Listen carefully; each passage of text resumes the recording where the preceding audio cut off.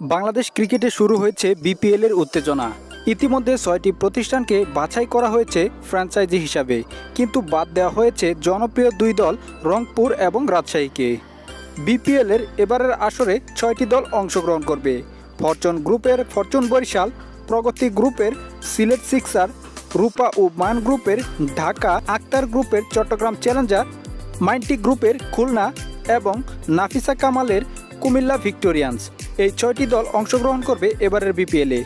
Players ড্রাফটের আগে থেকেই সবগুলো দল তাদের আইকন ক্রিকেটারও প্রায় চূড়ান্ত করে রেখেছে।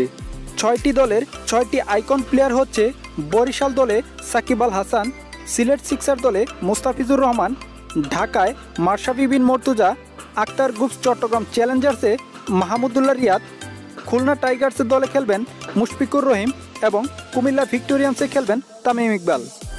আইকন ক্রিকেটার হিসাবে এই ৬ জনকে দলে ফিরেছে ৬টি দল। ক্যাটাগরি ঠিক করেছে বিসিবি, যেখানে এই ক্যাটাগরিতে দেশি প্লেয়ারদের পারিশ্রমিক বাড়িয়ে করা হয়েছে ৭০ লাখ। এভাবে মোট ৬টি ক্যাটাগরিতে ভাগ করে নির্ধারণ করা হয়েছে দেশি ক্রিকেটারদের পারিশ্রমিক সর্বনিম্ন ৫ লাখ টাকা পাবেন একজন ক্রিকেটার।